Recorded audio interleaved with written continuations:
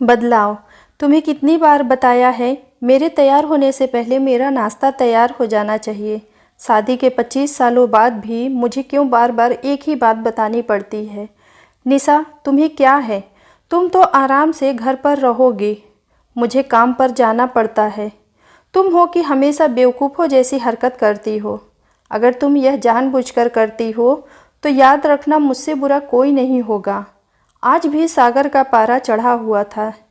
इन कटु शब्दों में अपना गुस्सा उतारते हुए, गीला तौलिया कुर्सी पर फेंकते हुए सागर गुस्से से निशा की तरफ देखने लगा।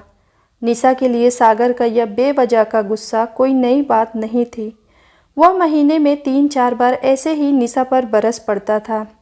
पहले पहले निशा उसका विरोध किया करती थी, लेकिन जब कई सालों तक सागर में कोई बदलाव नहीं दिखा तो निशा ने खुद को ही बदल दिया। अब सागर के कुछ भी कहने से निशा को कोई फर्क नहीं पड़ता था। सागर की हर बात वो चुपचाप सिर नीचे झुकाए सुन लेती थी। शादी के पहले 5 साल तक निशा ने पूरी कोशिश की थी कि सागर को बदला जाए, लेकिन फालतू का गुस्सा करना और बाद में निशा को भला बुरा कहना, यह मानो जैसे उसकी आदत बन गई थी। कोई भी वाद विवाद होता तो सागर सीधा निशा को बोल देता था, अगर मैं तुम्हें अच्छा नहीं लगता तो क्यों नहीं चली जाती अपने मायके, क्यों रहती हो मेरे साथ। इतना सब कुछ होने के बावजूद निशा सागर के साथ रहती थी, क्योंकि उसे अपनी बेटी की फिक्र थी। और वह जाती भी तो कहाँ, अपने बूढ़े हो चुके माँ बाप को इस उम्र में परेशान करना नहीं चाहती थी। समाज और लोग क्या कहेंगे, यह भी तो उसे देखना था। वह इतनी पढ़ी लिखी भी तो नहीं थी कि खुद जाकर कोई नौकरी कर सके और अपना और अपनी बेटी का पालन पोषण कर सके। निशा को अब अपनी फिक्र नहीं थी, उसको फिक्र थी तो बस अपनी शादी लायक हो रही बेटी की। निशा नहीं चाहती थी कि पति पत्नी के झगड़े की वजह से उसकी बेटी डिस्टर्ब हो। बेटी की पढ़ाई पूरी हो चुकी थी, उसके लिए अब शादी के रिश्ते आने लगे थे। कई रिश्तों को तो उसकी बेटी ठुकरा चुकी थी। 2-3 महीने बाद एक अच्छा रिश्ता आया। रिश्तेदारों और पहचान के लोगों ने भी लड़के के बहुत गुणगान किए थे। सागर एक शाम अपनी बेटी के पास बैठकर उसे बताने लगा कि बेटा, बहुत अच्छा लड़का है, पढ़ा लिखा है, बड़ा घर है, बहुत अच्छी नौकरी है। ऐसे रिश्ते बार बार नहीं आते बेटा, इस बार मना मत करना। बेटी अपने पिता से ज़्यादा बात नहीं करती थी, शायद डरती थी या शायद नफरत करती थी, लेकिन आज वे अपनी पूरी हिम्मत इकट्ठा कर बोली, मुझे अभी शादी नहीं करना है पापा, मैं नौकरी करना चाहती हूँ, खुद अपने पैरों पर खड़ी होना चाहती हूँ। हाँ तो इसमें क्या बड़ी बात है, मैंने लड़के से बात की है, वह तुम्हें किसी भी बात के लिए नहीं रोकेगा।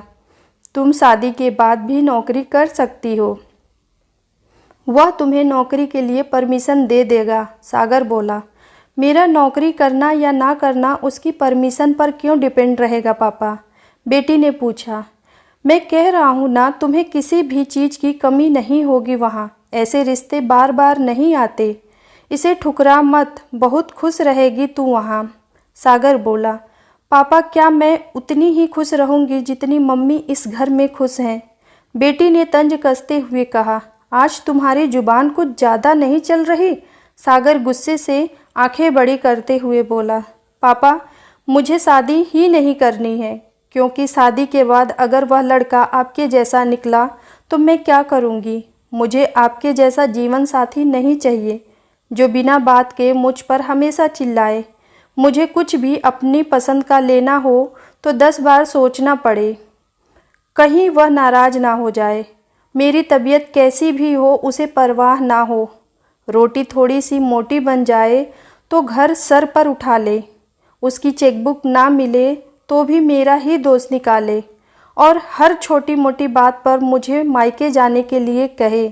बेटी ने अपना दिल खाली करते हुए पापा से सब कह दिया। सागर का गुस्सा 7वें आसमान पर था, लेकिन उसके मुंह से एक भी शब्द नहीं फूट रहा था। वो बेटी की बातें सुन रहा था। बेटी उतना ही बोलकर चुप नहीं हुई। आज पहली बार वह अपने पापा के सामने इतना कुछ बोल रही थी। पापा, आपने माँ के साथ हमेशा गलत व्यवहार किया है।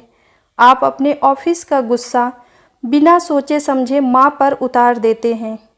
कभी इस बात की परवाह भी नहीं करते हैं कि उन्हें कैसा लगता होगा। आपकी बातें सुन सुनकर माँ ने अपना स्वाभिमान खो दिया। सागर आज पहली बार अपने किए बर्ताव को महसूस कर पा रहा था।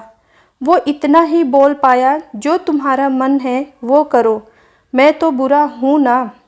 बेटी ने अपने पिता का हाथ पकड़ा और बोली, पापा मुझे सिर्फ एक सवाल का जवाब दे दो, क्या आप चाहेंगे कि मेरा पति आपके जैसा हो? अगर आपका जवाब हाँ है तो कर दीजिए मेरा रिश्ता आज ही, और ना है तो मुझे आत्मनिर्भर बनने दीजिए।